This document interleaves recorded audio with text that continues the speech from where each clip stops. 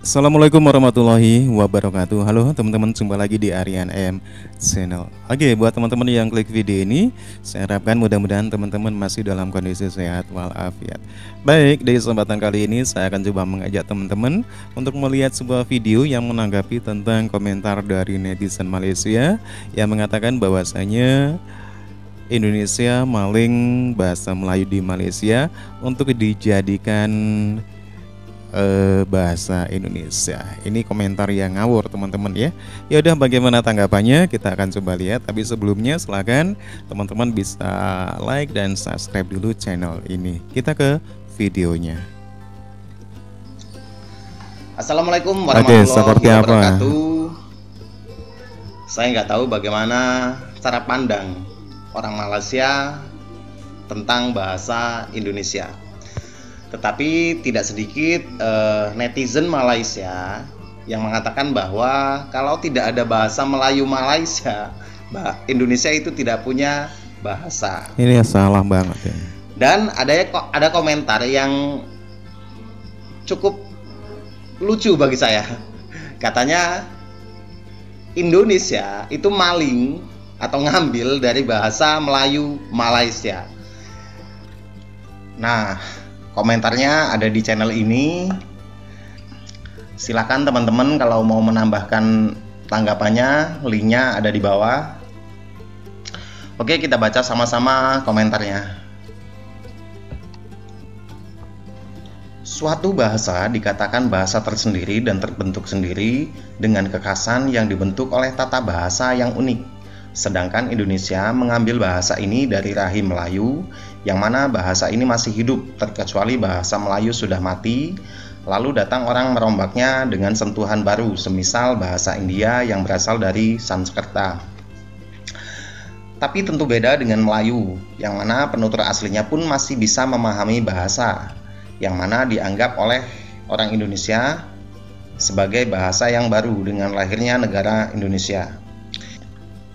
Misalnya seperti bahasa Inggris yang asalnya dari Inggris lalu dibawa ke Amerika, dan di sana terbentuklah beberapa perbedaan dengan yang asalnya dari tanah aslinya Inggris, tapi tetap tak disebut bahasa Amerika, tapi disebut Inggris Amerika. Begitupun Melayu, meskipun sudah tak lagi di tanah aslinya, tapi tetap tata bahasanya yang punya adalah Melayu, bukan orang Indonesia, yang mana mereka pun punya bahasa sendiri. Misal saya orang Sunda dan bahasa Sunda dengan berbagai dialeknya, baik Baduy, Priangan, pesisiran, tetap satu nama, bahasa Sunda. Jadi jangan salah kalau orang Malaysia bilang orang Indonesia maling bahasanya. Salah kita yang tak mau mengakui bahasa Indonesia adalah bahasa Melayu yang dibakukan lewat tangan orang Indonesia. Toh di antara pembakuan bahasa Indonesia dan bahasa Melayu Malaysia tak banyak perbedaan, hanya pada beberapa kata dan pelafalannya saja. Ini orang nulis terabas saja nggak ada titik komanya. Oke, yang kita garis bawahi, jadi jangan salah kalau orang Malaysia bilang orang Indonesia maling bahasanya. Salah kita yang tak mau mengakui bahasa Indonesia adalah bahasa Melayu. Jadi seolah-olah orang Indonesia itu datang ke Malaysia, kemudian belajar bahasa Melayu Malaysia, dibawa pulang ke Indonesia, kemudian mengubah namanya menjadi bahasa Indonesia. Bukan begitu. Tapi pada komentar ini ada salah satu tanggapan. Kita baca tanggapannya. Oke, tanggapannya seperti apa? Salah besar kalau orang Malaysia menganggap Indonesia maling bahasanya. Lo tahu nggak? Bahasa Melayu yang jadi induk dari bahasa Indonesia bukan bahasa Melayunya Malaysia. Jadi seandainya Malaysia menggunakan bahasa Inggris sebagai bahasa nasionalnya, atau sekalipun negara Malaysia nggak ada atau nggak wujud, itu nggak ada kaitannya dengan bahasa Indonesia. Sementara Malaysia itu mewakili Melayu yang mana? Di daerah gue Sumatera juga pakai bahasa Melayu, tapi nggak kayak yang di Malaysia. Ini gue suka nih, saya suka komentar ini. Seandainya Malaysia menggunakan bahasa Inggris sebagai bahasa nasionalnya, atau sekalipun negara Malaysia nggak ada atau nggak wujud, itu nggak ada kaitannya atau nggak ada pengaruhnya terhadap bahasa Indonesia. Oke.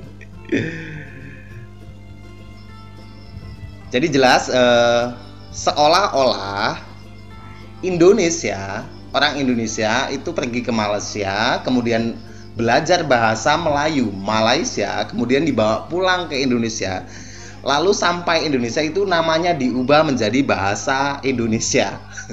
Ini kan lucu, ini kan pemikiran yang saya nggak tahu lah. Nih saya kasih tahu. Doktrin Betul bahwa ahli bahasa yang awam. bahasa Indonesia itu induknya adalah bahasa Melayu, tapi bukan bahasa Melayu Malaysia, bukan Melayunya Malaysia, bukan. Bahasa Indonesia induknya adalah bahasa Melayu bangsa Indonesia sendiri, yaitu Melayu Riau, bukan, sekali lagi, bukan Melayu Malaysia. Nah, bahasa Melayu itu kan ada dua jenis, yaitu bahasa Melayu pasar yang biasa digunakan sehari-hari oleh masyarakat, kemudian bahasa Melayu tinggi. Nah, bahasa Melayu tinggi ini adalah bahasa Melayu yang digunakan oleh para bangsawan. Nah, bahasa Melayu tinggi inilah yang menjadi induk dari bahasa Indonesia. Oh, gitu ya. Justru kalau kita melihat banyak pembelajaran bahasa Melayu yang di Malaysia itu rujukannya adalah Indonesia. Kalau nggak percaya, kita cek video ini. Oke, kita lihat 1.2 bahasa Melayu kuno. Oke. 1.21 konsep bahasa Melayu kuno. Oke. Bahasa Melayu kuno ni berkembang di Nusantara pada perkembangan bahasa yang Melayu ke-7 hingga abad yang ke-13. Oke. Ini kalau kita lihat dari segi masa lah, perkembangan bahasa Melayu kuno ni berkembang di Nusantara pada abad yang ke-7 hingga abad yang ke-13. Okey, jadi penuturnya di sekitar semenanjung Tanah Melayu, Kepulauan Riau, dan Sumatera. Walaupun Sumatera tidak semua menggunakan bahasa Melayu. Sekarang kita lihat lanjut. Poin 2.3 bahan bukti penggunaan bahasa Melayu kuno. Okey. Bahan bukti bahasa Melayu kuno masih juga dominan, iaitu batu bersurat. Oke. Batu bersurat itu prasasti ya. Ada 5 batu bersurat yang penting. 5 prasasti. Jadi untuk batu bersurat ni kita mesti tahu di mana batu bersurat itu dijumpai, tahun bila, dan juga apakah tulisan yang digunakan. Jenis tulisannya. Kita lihat bahan bukti batu bersurat penggunaan bahasa Melayu kuno. Yang pertama, Kedukan Bukit, yaitu tahun 683 Kedukan Bukit itu di Palembang ya, Sumatera Selatan. Tulisan yang digunakan adalah tulisan Palawa. Yang kedua, Talang Tubo, tahun 684 Talang Tubo itu di kaki Bukit Seguntang, sebelah barat Palembang ya. Kota Kapur 686 Masihi. Tulisan yang digunakan juga Kota Kapur itu di pesisir barat Pulau Bangka ya, Kabupaten Bangka. Karang Brahi tahun 686 Masihi. Tulisan juga tulisan Palawa. Di Kabupaten Merangin ya, Provinsi Jambi. Batu bersurat yang kelima, Ganda Suli, yaitu dijumpai pada kurun ini peninggalan bangsa Sailendra Masihi. Tulisan yang digunakan itu ada di Jawa Tengah ya, tulisan di Kabupaten Temanggung, Jawa Tengah. Kita lihat sini bahan bukti batu bersurat, Kedukan Bukit, Talang Tubo, Kota Kapur, Karang Brahi, semuanya menggunakan tulisan Palawa, kecuali batu bersurat di Ganda Suli, yaitu menggunakan tulisan Nagiri. Okey, seterusnya bahan bukti lain. Bahan bukti lain penggunaan bahasa Melayu kuno, catatan pengembara Cina, iaitu Aising dan juga Muhing.